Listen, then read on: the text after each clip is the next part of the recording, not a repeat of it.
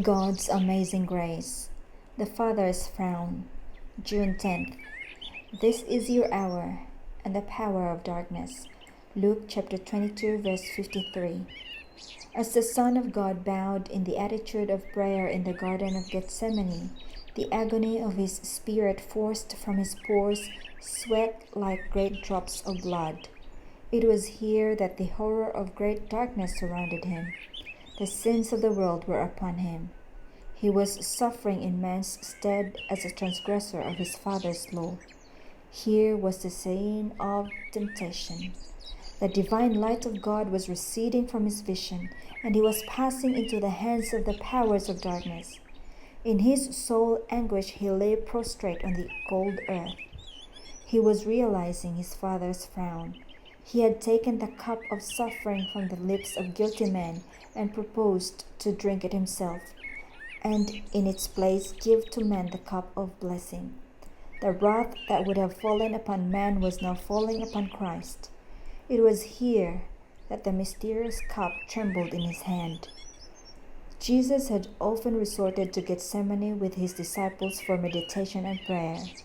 Never before had the Savior visited the spot with a heart so full of sorrow. It was not bodily suffering from which the Son of God shrank. The sins of a lost world were upon him and overwhelming him. It was a sense of his Father's frown in consequence of sin which rent his heart with such piercing agony and forced from his brow great drops of blood.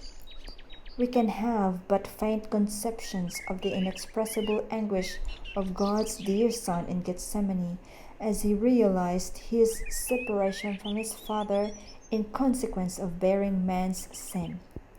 He became sin for the fallen race. The sense of the withdrawal of his Father's love pressed from his anguished soul these mournful words: "My soul is exceeding sorrowful, even unto death." Matthew 26, verse 38. The divine Son of God was fainting, dying. The Father sent a messenger from his presence to strengthen the divine sufferer and brace him to tread the blood-stained path. Could mortals have viewed the amazement and the sorrow of the angelic host as they watched in silent grief the Father separating his beams of light, love, and glory from the beloved Son of his bosom, they would better understand how offensive sin is in his sight.